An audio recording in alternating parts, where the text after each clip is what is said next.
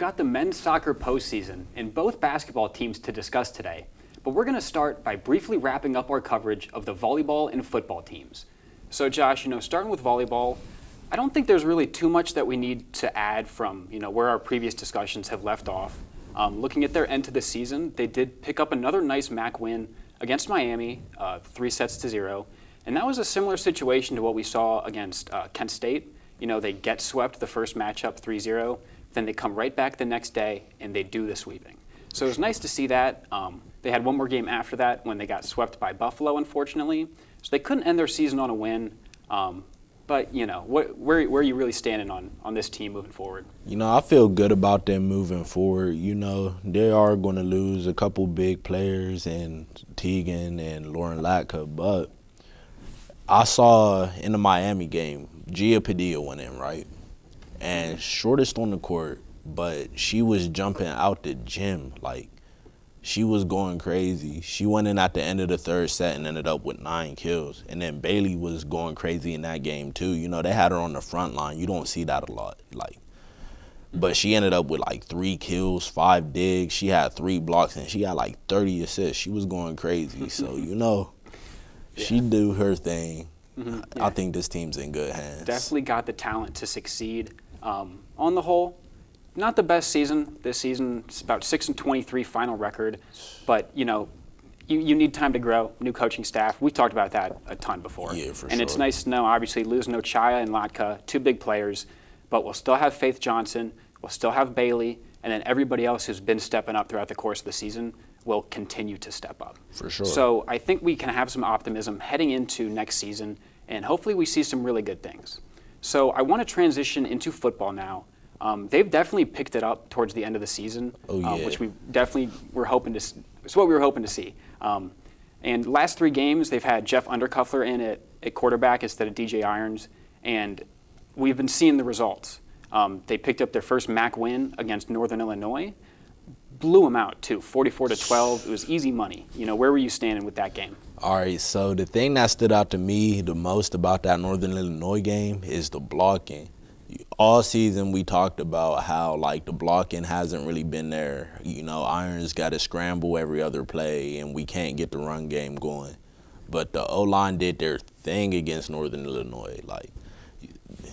Undercover had enough time to go through all his progressions, find the open receiver, makes good passes, and then we got the run game going. How many yards did Cam Wiley have? Cool 125 at least. Come on now. So, I don't know. I just think, we could play like that, we would have had a lot better season. But that's just something to look forward to moving forward. Yeah.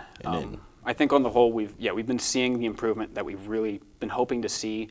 Obviously, new coaching staff, same thing with volleyball. But unfortunately, they were unable to close the season on a win. They had that Northern Illinois game, but they followed it up with a 1-point loss to Buffalo. And, that hurts because they were so close. They were up big early on. They were leading at half, and they just couldn't close it out. And a funny thing with that game, too, is it originally got snowed out when Buffalo had that big snowstorm. And I don't think they were necessarily planning on making up the game. But Buffalo lost their second-to-last game, so they still needed a win to become bowl eligible. Right. So from there, they decided to make up the game, and it would have been great for the Zips to kind of spoil that for Buffalo. But unfortunately, weren't quite able to do that. But on the whole, seeing what we want to see moving forward, and I think we'll see a lot of good things next season. For sure. So from there, we're going to transition over to the men's soccer team and see how they fared against the Western Michigan Broncos in their recent MAC championship on November 12th. Let's take it over to Zach and see if they were able to secure the hardware. What's going on, everybody? Zach Onager here again, and today we're going to dive into the Zip soccer team and see how they did in the recent MAC championship game. The MAC championship game featured the 12th ranked Akron Zips taking on the Western Michigan Broncos. These two familiar foes met twice earlier in the season, with the Zips coming away with a 1-0 victory the first go-around and a 1-1 draw in their second meeting. In their most recent matchup, Western Michigan got off to a hot start, scoring their first goal in the 3rd minute off the foot of Jalen Shannon. This did not make things easier for the Zips, as they were already fighting against some high winds, as well as some periods of intermittent snow, varying from light to heavy. As the game went on, the Zips found themselves frustrated as it began to get physical. The first half ended 1-0, forcing the Zips to regroup and find a way to win in the second half. The second half did not start out too much better for the Zips, as they found themselves down 2-0 in the 50th minute, courtesy of a goal by Western Michigan's Charlie Sharp. The Zips looked to answer back after a goal scored by Johnny Fitzgerald on a corner kick, but it was nullified by an offsides penalty. To add insult to injury, the Zips found themselves down one key player as Jason Shukaluk was shown a red card in the 54th minute. The Zips gave it their all, battling through the weather and physicality in the second half. After countless efforts, the Zips got themselves on the board after Johnny Fitzgerald found the back of the net in the 77th minute. Unfortunately, instead of the goal being an equalizer, the Zips were still staring down a 2-1 deficit. Any last-minute hope for a comeback was thwarted when Dyson Claypier received a red card in the 86th minute. Despite all their efforts, the Zips were never able to overcome the early goal scored by Western Michigan, losing 2-1. This was a tough loss for the Zips, as this felt like a winnable game that slipped through their hands. I'm Zach Leininger with the ZTV Sports Report, and as always, go Zips! Well, I can't say that was what we wanted to see. Not at all. Granted, Western Michigan is a very, very quality program. I don't know if we've given them quite enough credit throughout the course of the season, but they're very solid. But a week before we played them in the MAC championship, we tied with them, and then we played them earlier in the season. We only won by a goal, so coming into this one, we knew it was going to be a game regardless. Mm-hmm. They're one of the best teams in the MAC. Yeah, but still, you'd like to come away with that win for sure. And it's frustrating because the Zips really didn't play that bad. They just dug themselves into holes early on. They let up a goal early in the first half, another early in the second half. And to cite the most commonly used phrase on this show, you're not going to win games that way. But, it was frustrating to see. And the two players that I had singled out in episode 4 for praise, Dyson Claypier and Jason Shukaluk, they're both very deserving of that praise, but they also both got red cards in the Western Michigan game. So by the end of that, they're playing with 9 men on the field. And that just cannot happen if you hope to really succeed.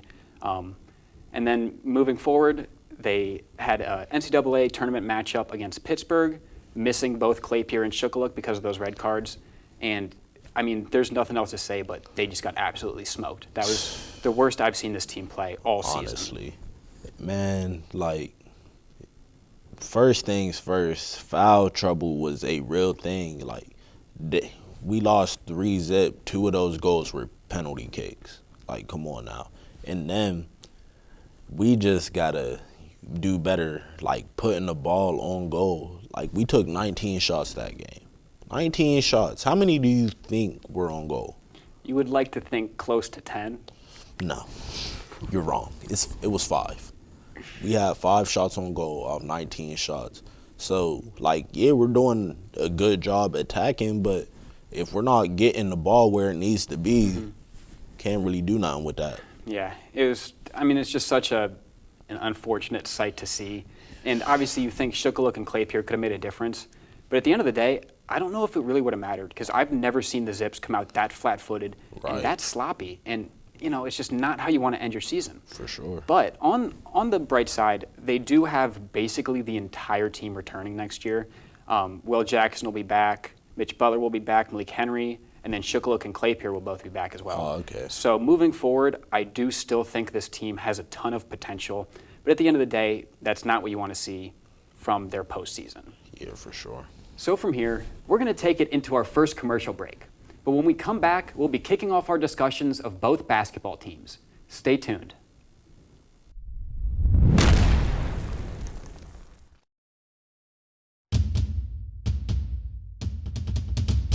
You're watching ZTV. Akron After Hours this season, we're doing things a little differently.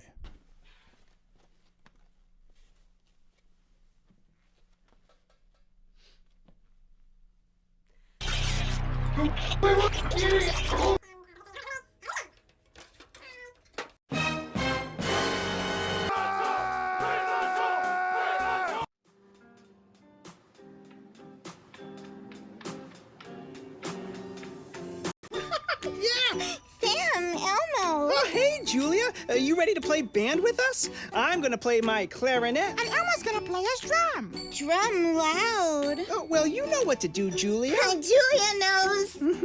With Julia's autism, loud sounds can be too much. But she still loves to make music. Play band. Early screening for autism can make a lifetime of difference. Find out more at screenforautism.org. You're watching ZTV.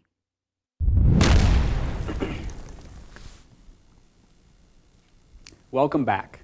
Zips basketball recently began, and we're going to see how both teams did in their home openers. First, the women's team in their matchup against the Dayton Flyers. Here is that coverage. It's hardwood season on the Sports Report, and we're kicking off our coverage with the women's home opener against Dayton on November 13th. Let's see how it went. Both teams come out shooting in the first quarter. Dominique Camp splashes 2 deep balls, with Lane Farrell hitting one as well. For the Flyers, Kozlova and Freeman counter the production with 3-pointers of their own before opening the door for Nao Lear, who puts some sauce on the Zips defense and makes a couple nice baskets from within the arc. The Flyers have the advantage, but this steal and layup from Dominique Camp will cut the lead to 3 heading into the second quarter. In terms of scoring, the second quarter will be a carbon copy of the first. Alexis Stewart hits a little finesse with that smooth layup, but Dayton's Anissa Jones will follow it right up. Dominique Camp and Reagan Bass also put their connection on display with a nice sequence here, before Lane Farrell drives to the basket and secures her first and 1 finish of the night. Through it all though, Dayton continues to play well, putting together both physical interior buckets and quality 3-point shooting. Dayton heads to the locker room up 6 at the break. The start of the second half will consist of back and forth action before the Zips are able to find some much needed momentum. Bass and Farrell both contribute to this steal before finding Rachel Martindale in transition, who hits the huge 3-pointer. Kozlova follows that up with another deep ball, but tremendous Zips defense puts pressure on the Flyers, and Akron starts to take control. Dominique Camp picks off a pass and finds Alexis Stewart for the easy basket, followed by yet another and 1 from Lane Farrell. A 14-point third quarter swing finds the Zips up 8 heading into the last 10 minutes of play. And the fourth quarter will be sheer domination from the Zips, as Faith Stinson hits a deep ball and Reagan Bass continues her tremendous play. Bass would finish the game with 25 points and take home the title of top scorer. But Lane Farrell wasn't far behind, dropping 24 points on just 9 shots from the field. She finishes her great night with her third and 1 of the game, and the Zips walk away with a comfortable 16-point victory.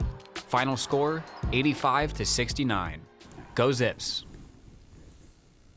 Well, that's exactly the type of game that we want to see from this team. And let me tell you, this is exactly the type of season we want to see from this team. For sure. 5-1 start. They dropped to Oakland in their season opener, but since then, man, they have been dynamite. Just easy money all the way around. 2 biggest players I would say so far have been Reagan Bass and Lane Farrell.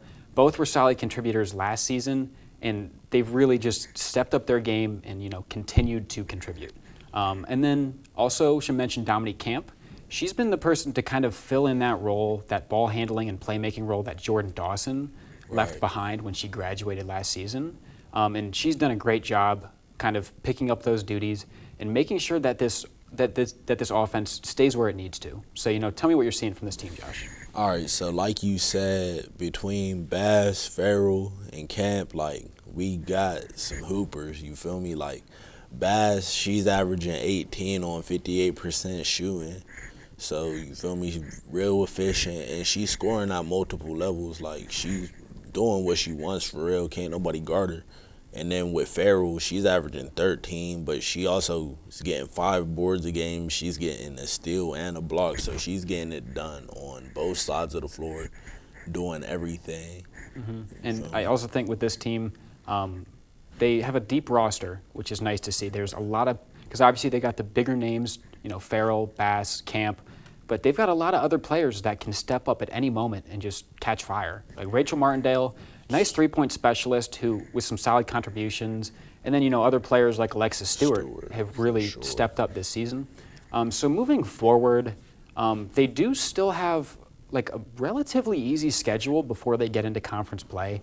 So I really think that they can find a groove and really make some waves in the MAC. What would you say, Josh, are kind of their biggest things to focus on as this season progresses? I don't know. Like, just starting off, they need to come out just playing good basketball, you know. That's true. There's been times where they didn't get the hardest start and they go down, but they do always bounce back, and that's because they play good team basketball, so they need to make sure that they keep doing that all season. Yeah, that's definitely been kind of an interesting component of their season so far. I think that Youngstown State game is the perfect example. They were down, I want to say, roughly 15 at the end of the first quarter, just a really awful start. But they ended up winning that game by at least 20. And it's obviously great to see them kind of have that ability to come back and close out games strong. Right. But I do think that's one thing that they can work on, is starting the game strong as well and having a full 40 minutes of solid play as opposed to 30 minutes. Yeah. But on the whole, great stuff we're seeing from this team, and I think they're going to continue that and really do some damage in the MAC. Oh yeah. So from there, we're going to transition over to the men's team and see if they could also start strong with a win against the South Dakota State Jackrabbits. Here is Josh with that coverage. Yo, what's good, y'all? This is Josh, and I got something real special for y'all. Throughout the semester, y'all heard me cover football, y'all heard me cover soccer, y'all heard everybody else cover volleyball, but now it's time for the one sport I've really been waiting for. We got hoops. Hey, and one of the most exciting things about this Akron team is they have a lot of returning players from last year's MAC championship team. We still got Greg Tribble, we still got Xavier Castaneda, and of course we got Enrique Freeman. There really ain't much more to say. Let's get to it. One thing I noticed about this South Dakota State team, they not too big, they not too physical. So you know what that means? Enrique Freeman does what he does best. He was playing bully ball, posting up, getting buckets, nobody could stop him. Like, if he got the ball down low, just add 2 to the scoreboard, because Enrique was doing literally what he wanted, and he made it look easy too. Akron also got a lot of buckets in transition this game, and look at Nate Johnson as he gets the steal, takes it coast to coast, and booms on the other end of the court. I love it. You want to know what I loved even more though? Xavier Castaneda's performance. The man was hooping. He had 31 points, 24 of those were threes. Yeah, that's right, he hit 8 threes. He had 7 assists and he had 2 steals. He was getting it done on both sides of the ball, and he's a big part of why the Zips got this dub. Like, there ain't no player of the game, but let's be real, if there was a player of the game, you know who it is. Hey, and I know I'm making everything sound good, but let me just say this game got a little scary, because South Dakota started hooping in the second half.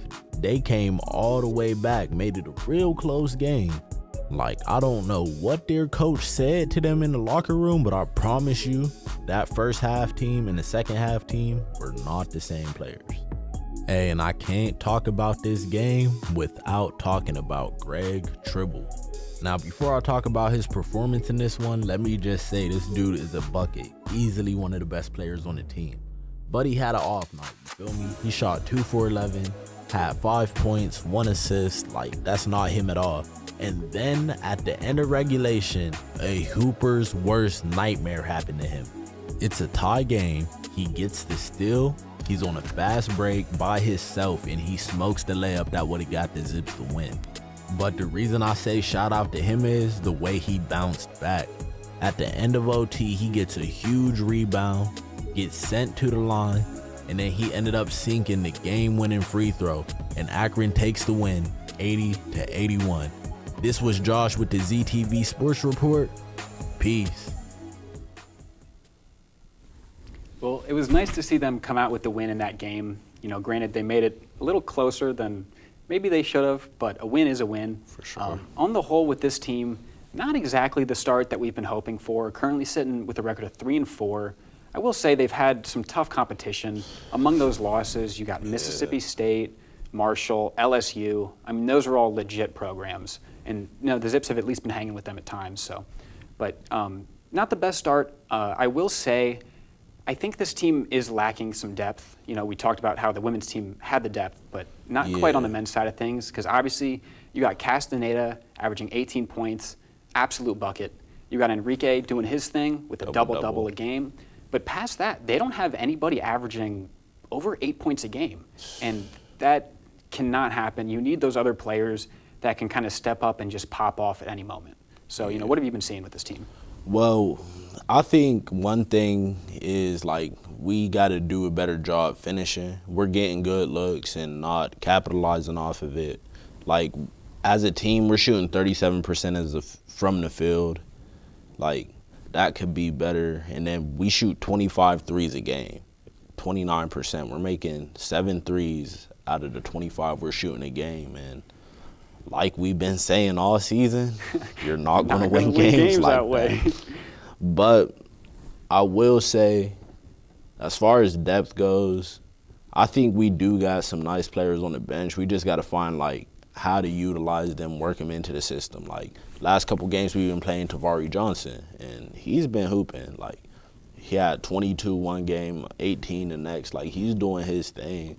It's just, feel me, finding a way to get more people in the system. Yeah, you want those people that you can really rely on to make solid contributions and then kind of pop off at any moment. For sure. So looking forward, their schedule does get a bit easier. So I think they have a nice opportunity to kind of find their groove and pick up some nice wins before we head into conference play. But, you know, I really want to see this team play as good this year as they did last year. For sure. And I think they do have the potential. They've really just got to execute. So we'll see what happens. Right.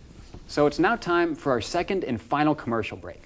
But when we come back, we've got a nice surprise prepared to close out our season. Don't go anywhere.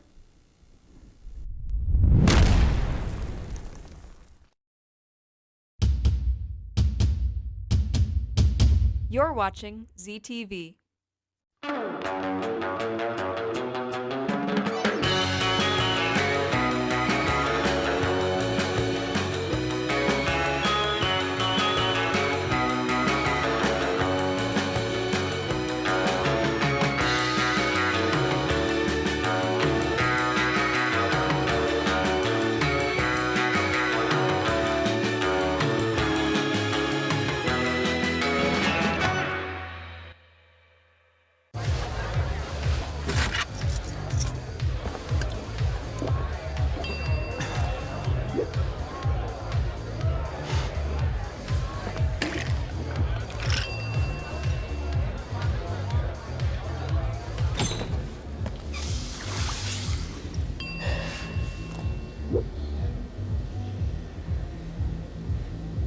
If you need to do something to feel okay to drive, you're not okay to drive.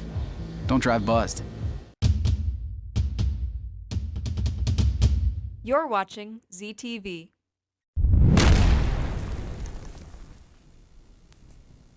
Welcome back. To wrap up the season, Dan recently sat down with the GOAT himself, Enrique Freeman, for an interview which you'll see shortly. But aside from that, we're just about finished with another great season of the show. I just want to thank everybody who tuned in and supported us. And Josh, I also want to thank you as well. I'm really glad you were able to do this with me. For sure. We've had a great time, had a lot of great discussions about Zip Sports. Yeah. So, you know, thank you for being up here with me, man. Of course. Thanks for having me. So, as always, be sure to follow us on social media at ZTV Sports on Instagram and Twitter, and at ZTV Sports Report on YouTube. For the last time this season, I'm Max Heresy. I'm Josh Feaster. Thank you for watching, and go Zips. Hello everyone, I'm Dan Groen with the ZTV Sports Report, and joining me today is Enrique Freeman of the men's basketball team. How you doing, Enrique? I'm good. How are you doing? I'm doing good. So first of all, congratulations on all your achievements from last year. What was it like to win not only the MAC tournament, but MAC tournament MVP in front of your hometown against a rival in Kent State? Oh, that was a great experience. It felt really good. It just felt good being in Cleveland. You know, I grew up going to Cavs games as a kid, so like playing at the Rocket Mortgage Arena was actually pretty amazing. Nice. So how would you describe your journey from being a walk-on to not only the MAC tournament MVP, but also the Defensive Player of the Year?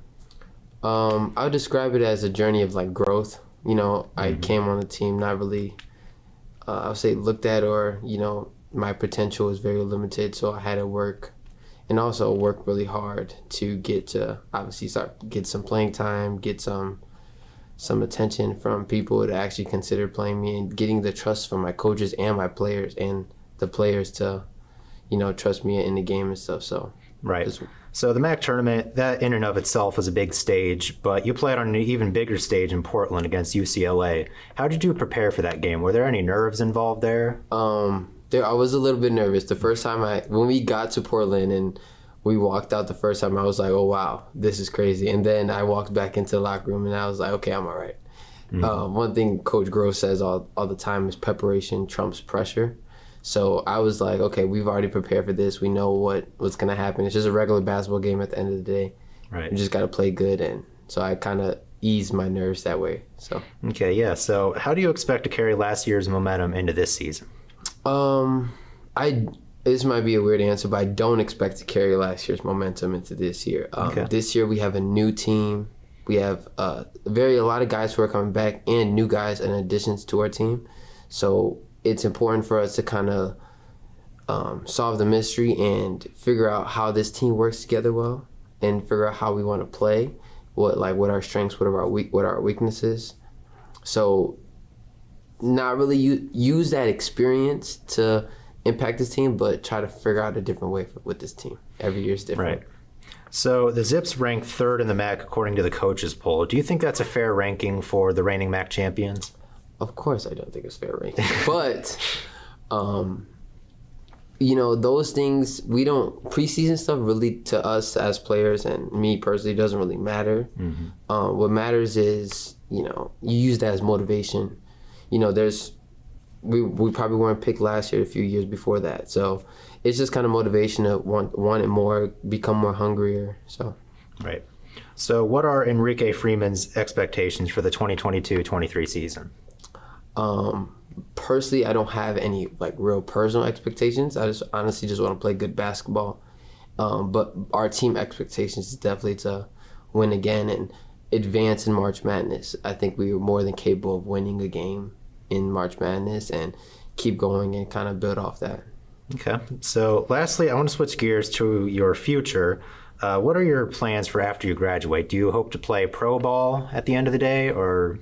The goal is to definitely play professional basketball. That's something I want to do. So that's one of the goals.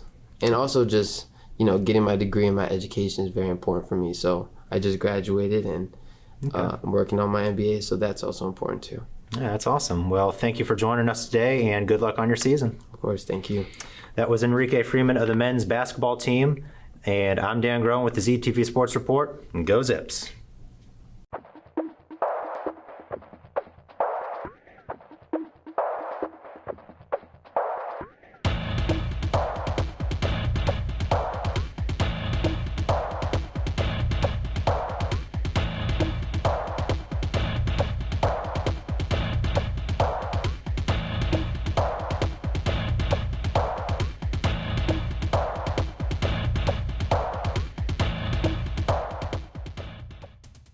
This program was produced by ZTV at the University of Akron. Do you want to gain experience in video production, professional social media, or working with real clients? Visit the UA School of Communications online or follow us on social media to learn more. ZTV, make media, make a difference.